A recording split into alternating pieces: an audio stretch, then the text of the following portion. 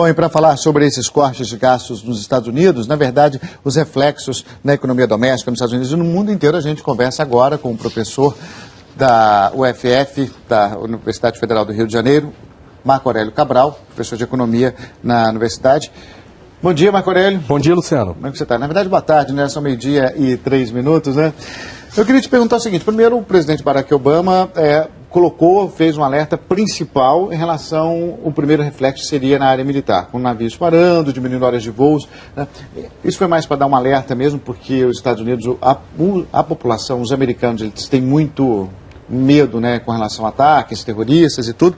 Você acha que isso realmente é o primeiro reflexo, seria essa redução, e até onde pode chegar esse corte? É uma boa pergunta, Luciano, porque os Estados Unidos dependem, em certo sentido, de uma presença militar global, principalmente no que se refere à ocupação do Oriente Médio, das fontes de hidrocarbonetos. Então, na medida em que a gente corrói um pouco das bases econômicas da sustentação dessa presença global, a gente cria espaços para que outros países passem a ocupá-la. Hoje, a China ela já tem um gasto militar relativo à sua atividade econômica maior do que os Estados Unidos.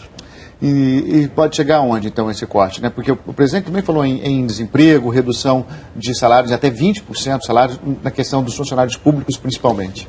Isso, então, o primeiro momento, o que a gente vai assistir, é uma ordem dada para todas as autarquias e órgãos públicos, para que ajudem a implementar esse corte. Então, é um corte que agora desce de cima para baixo, que vai resultar em corte de pessoas, de emprego, de famílias, e de redução do tamanho do Estado Nacional também. Então, o que a gente tem aí é uma corrosão, em certo sentido, da própria capacidade de resposta dos Estados Unidos frente a uma pior eventual da crise. Pois é, até os Estados Unidos que estava dando sinais aí dessa retomada, do crescimento, da recuperação, e até de uma certa forma dava um alívio, né, para o mundo que estava muito, além de enfrentar a crise na Europa, ainda tinha que enfrentar esses problemas nos Estados Unidos, quer dizer, menos um problema, que já estava dando sinal de recuperação. E agora? Então, a gente não sabe, Luciano, o impacto sobre o crescimento vai ser importante, o FMI faz uma conta, a gente não sabe direito, mas ela é positiva, ela vai influenciar negativamente o crescimento.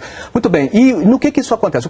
Os Estados Unidos hoje estão crescendo por volta de 2% ao ano. Eles retomaram as baixas taxas de crescimento que eles tinham antes da crise, sabe, Luciano? Então, de certa maneira, eles se descolaram da Europa no que se refere à administração da crise financeira internacional. O nosso temor é que com essa redução dos gastos fiscais, os Estados Unidos voltem a experimentar aí uma trajetória de desaceleração, o que vai certamente, no mínimo, prolongar o momento da recuperação mundial. Então, o FMI fala numa redução do crescimento em torno de 0,5%, e isso representa muito, tem uma representatividade muito grande dentro desse crescimento de 2%. Tem, cerca de um quarto, né, Luciano? Então, assim, isso vem atrás de muito sofrimento, é desemprego num ambiente onde a criação de empregos não é muito cheia de vitalidade, sobre as expectativas dos consumidores, das famílias norte-americanas e dos próprios investidores. Qual é o investidor que hoje vai ter fôlego para investir numa expansão industrial se você percebe que lá na frente você não vai estar crescendo do jeito que você gostaria?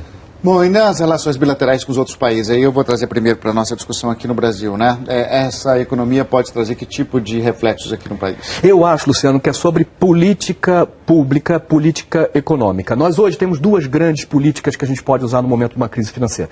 Uma expansão monetária que ajuda a segurar os bancos, não deixa os bancos quebrarem, isso foi feito em todo o mundo, inclusive no Brasil. E uma outra política, que é a política fiscal, onde o Estado gasta, seja com compras públicas, seja empregando pessoas ou investindo, patrocinando projetos. Lá nos Estados Unidos, o sinal que o Congresso deu para o presidente é que é um momento de revisão. Isso representa uma vitória relativa dos mercados financeiros, que vão agora contar com recursos para pagamento de dívidas e não canalizar recursos para, vamos dizer, para movimentar a atividade industrial, econômica, comercial. Então, o meu temor maior é que essa discussão se propague para o Brasil, porque aqui no Brasil a nossa economia é muito mais frágil, nós não estamos num momento de crescimento seguro e firme e que, portanto, qualquer redução do gasto fiscal vai representar um problema sério para o nosso crescimento. Então, o Brasil que precisa, além de cortar gastos públicos, precisa de investimento, né? Saiu o PIB, quer dizer, um PIBinho que já era esperado, mas que ficou abaixo das expectativas em alguns setores, e a taxa de investimento foi muito observada aí pelos economistas. E, por exemplo, um problema nos Estados Unidos pode piorar isso mais ainda, porque aí o Brasil deixa de ser um ambiente menos seguro, com um crescimento menor e ainda com menos interesse de investimento, porque as pessoas, ou com esse corte nos Estados Unidos, talvez os investidores também vão recuar. Né? Isso, Luciano. Eu andei escrevendo essa semana que nos últimos 15 anos, desde 95 até 2000, aumentou muito a presença do capital estrangeiro, principalmente na nossa indústria. O que isso significa? Significa que o comando sobre os investimentos industriais no Brasil hoje estão majoritariamente no centro capitalista. Como hoje eles passam por crise e eles lá têm as matrizes, muito provavelmente eles vão querer manter os empregos lá. Então o investimento industrial hoje no Brasil em expansão de capacidade, ele encontra dificuldades adicionais. Aí você vai me perguntar como sair disso? Eu honestamente não sei. Eu acho que a gente tem que mexer eventualmente no câmbio para mudar as relações de troca. E as relações de trocas, vamos dizer, comerciais, né? Porque se há uma economia nos Estados Unidos, o país deve comprar menos do mundo inteiro. O Brasil, claro, está aí nessa lista de clientes. O Brasil deve sentir um impacto profundo nessa área também, ou fica mais tranquilo porque tem uma boa relação comercial com a China, que ainda tem um crescimento maior do que...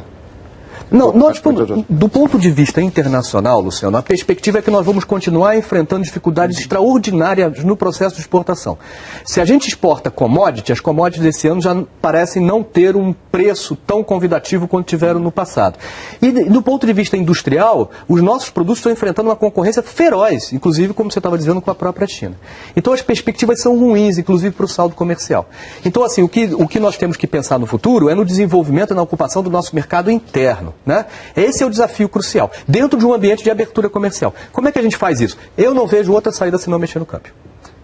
E também provocar esse investimento, né? Porque, na verdade, a gente vê a taxa de confiança do investidor brasileiro está também muito baixa, até porque não vê perspectiva de possibilidade de investimento e de arriscar, né? Colocando dinheiro nesse tipo de investimento. Essa coisa do animal spirit, o Keynes falava muito disso e dizia assim, na ausência de um mercado de capitais ativos, como é o nosso, assim, ele é muito superficial, e não explica o investimento brasileiro. É necessário que os empreendedores tenham o animal spirit, o espírito de vontade mesmo. Esse comportamento é até certo ponto irracional. Nós não acreditamos nele completamente. A gente acha que os motivos do investimento têm a ver com um futuro próspero. E o Brasil ainda não foi capaz de mostrar, nem para os investidores internos, nem para os investidores internacionais, que nós podemos ser uma âncora de riqueza no longo prazo. Então esse é o desafio no momento. Pois é, mas aí tem que fazer investimento também a longo prazo. E o efeito também vem a longo prazo. Você acha que essa estratégia de consumo aqui, de continuar incentivando o consumo para garantir esse pequeno crescimento, essa estratégia já está esgotada? Não tem mais de onde retirar? Nesse momento, sim, a gente não deve esquecer que ainda existem muitos brasileiros que não participaram da prosperidade dos 10 anos últimos. No entanto, quer dizer, essa camada de brasileiros tem que ser incorporada progressivamente. Agora, não é através deles que, na minha opinião, a gente vai conseguir. Nós temos muitos investimentos em infraestrutura hoje, logística e energética. Esses investimentos estão aproximadamente contratados. Eles vão gerar um crescimento. Agora, esse crescimento ele tem que contar com fortalecimento da indústria no mercado interno para atender as famílias que vão estar empregadas nesses setores e tudo mais. Então, assim, a gente não vai conseguir dar sequência ao investimento industrial como resultado do investimento em infraestrutura se a gente não ocupar o mercado interno com a nossa indústria. Marco Aurélio, obrigado por ter aceitado o nosso convite nesse sábado. A gente conversou com o Marco Aurélio Cabral, professor de Economia da UFF, a Universidade Federal Fluminense, que falou com a gente aqui sobre essa possibilidade de piora na crise nos Estados Unidos por conta dos cortes de gastos por lá e os reflexos disso no Brasil e no mundo. Obrigado, professor. Obrigado a você. Boa tarde.